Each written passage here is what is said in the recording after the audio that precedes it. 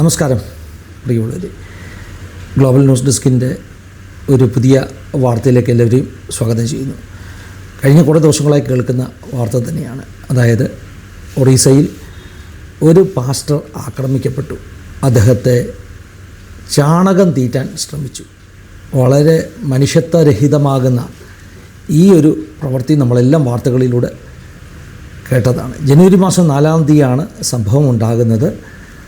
അതായത് ഈ ഒറീസയിൽ കർത്തൃവേലയിലായിരിക്കുന്ന ദേവദാസൻ ഒരു വീട്ടിൽ നടന്ന ഒരു പ്രൈവറ്റ് മീറ്റിങ്ങിന് അറ്റൻഡ് ചെയ്യുന്നു. അവിടെ തടിച്ചുകൂടിയ 10-40 പേര് അദ്ദേഹത്തെ ക്രൂരമായിട്ട് മർദ്ദിച്ചു. അദ്ദേഹത്തിൻ്റെ മുഖത്തും ശരീരത്തിലുമൊക്കെ കുങ്കുമപ്പൊടി, സിന്ദൂരം വാരി വിതറി. മാത്രമല്ല ചെരുപ്പ് കൊണ്ടുള്ള മാലയിടിച്ചു. ആ ഗ്രാമത്തിലെല്ലാം പരേഡ് നടത്തി.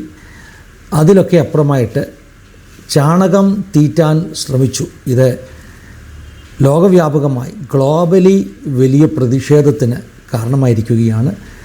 മനുഷ്യാവകാശ സംഘടനകളൊക്കെ വലിയ ചോദ്യങ്ങൾ ചോദിച്ചുകൊണ്ടിരിക്കുന്നു. ഇന്ന് ഈ വാർത്ത പറയാനുള്ള കാരണം, ഒരുപക്ഷെ ഇന്ത്യയുടെ പേരിനെ ലോകത്തിന് മുമ്പിൽ ഏറ്റവും അധികം താഴ്ത്തിക്കെട്ടിയ ഒരു സംഭവമായി ഇത് തീർന്നു എന്നുള്ള സങ്കടം കൊണ്ടാണ്. 27 വർഷങ്ങൾക്ക് മുമ്പ് ഗ്രഹാം സ്റ്റെയിൻസ് ഏത് സ്റ്റേറ്റിൽ മരിച്ചുവോ അതേ സ്റ്റേറ്റിൽ തന്നെ പിന്നെയും ഇങ്ങനെയുള്ള മനുഷ്യത്വരഹിതമാകുന്ന സംഭവങ്ങൾ നടക്കുന്നു. മതപരിവർത്തനം നടത്തിയെന്ന ആരോപണമാണുള്ളത്. ഈ ദേവദാസനെ അങ്ങനെ മതപരിവർത്തനം നടത്തിയെന്ന പേരിൽ അദ്ദേഹത്തിനെതിരെ കൗണ്ടർ കേസൊക്കെ എടുത്തിട്ടുണ്ട്. അതെന്തുമാകട്ടെ, മതപരിവർത്തനം നടത്തിയോ ഇല്ലെന്നൊക്കെ അന്വേഷണം നടക്കട്ടെ, നിയമം അതിൻ്റെ വഴിക്ക് പോകട്ടെ. അതാണ് നിയമ സംവിധാനമുള്ള ഒരു രാജ്യത്ത് നടക്കേണ്ടത്. പക്ഷേ ഇവിടെ സംഭവിച്ചിരിക്കുന്നത് വളരെ ഇൻഹ്യൂമനായിട്ടുള്ള മനുഷ്യത്വരഹിതമാകുന്ന ഒരു ആക്രമണമാണ് ഉണ്ടായിരിക്കുന്നത്. ഒരു മനുഷ്യനെ കൊണ്ട് ഈ പറഞ്ഞതുപോലെ കൗഡൻ ചാണകം തീറ്റാൻ ശ്രമിച്ച ആളുകൾ എത്ര ക്രൂരന്മാരാണവർ. നിയമവാഴ്ചയൊന്നുമില്ലാത്തൊരു രാജ്യത്ത് നടക്കുന്നത് പോലെയുള്ള സംഭവങ്ങൾ നമ്മുടെ രാജ്യത്ത് നടക്കുന്നു. അത് ലോകം മുഴുവൻ ചർച്ച ചെയ്യുന്നു. ഇൻ്റർനാഷണലി ഇന്ത്യയെ മോശപ്പെടുത്തുവാൻ, കരി വാരിത്തേക്കുവാൻ ഇന്ത്യക്ക് അത്ര അനുകൂലമല്ലാത്ത രാജ്യങ്ങൾ ഇത്തരം വാർത്തകളെ പ്രൊജക്റ്റ് ചെയ്ത് കാണിക്കുന്നു. ഇൻ്റർനാഷണലി മാത്രമല്ല, ഇന്ത്യക്കകത്തു നിന്നും വലിയ പ്രതിഷേധം, എതിർ ശബ്ദങ്ങൾ ഉയരുന്നു. കാരണം ഈ മനുഷ്യാവകാശ ലംഘനം വളരെ നഗ്നമായിട്ട് നടന്നിരിക്കുകയാണ്. ഭരണഘടനാ ലംഘനം നടന്നിരിക്കുകയാണ്. ഏതൊരു പൗരനും, കുറ്റവാളിക്ക് പോലും നിയമപരിരക്ഷ കൊടുക്കുന്ന ഒരു രാജ്യത്ത് ഒരു വ്യക്തിക്കെതിരെ ആരോപണങ്ങളുണ്ടാകാം.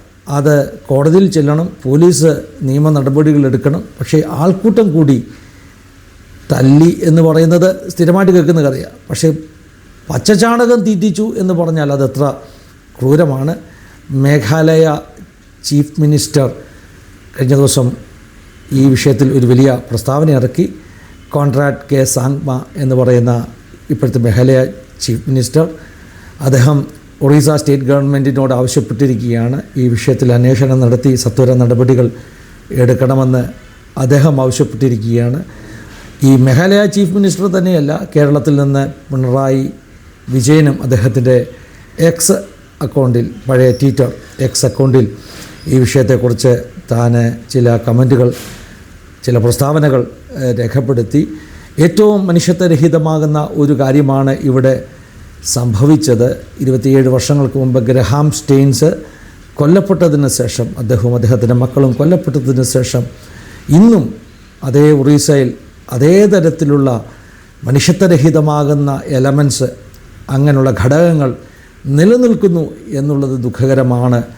അതിൻ്റെ പിന്നിൽ പ്രവർത്തിക്കുന്ന രാഷ്ട്രീയ സംഘടനകളുടെയൊക്കെ പേരെടുത്ത് പറഞ്ഞുകൊണ്ടാണ് പിണറായി വിജയൻ പ്രസ്താവന നടത്തിയിരിക്കുന്നത്. ഗ്ലോബൽ ന്യൂസ് ഡെസ്കിൻ്റെ പ്രേക്ഷകരുമായി ഈ വാർത്ത പങ്കുവെക്കുമ്പോൾ നമ്മളൊക്കെ കേട്ട വാർത്തയാണെങ്കിലും ഇത് ഗ്ലോബലി ഇന്ത്യയുടെ യശസ്സിനെ എത്രയധികം പിന്നെയും താഴ്ത്തിയിരിക്കുന്നു എന്ന ഒരു സങ്കടം പ്രേക്ഷകരുമായിട്ട് പങ്കുവെക്കുകയാണ്. ഇന്ത്യക്ക് വേണ്ടി പ്രാർത്ഥിക്കുവാൻ അപേക്ഷിക്കുകയാണ്. ദൈവം സഹായിക്കട്ടെ, അനുഗ്രഹിക്കട്ടെ. God bless you.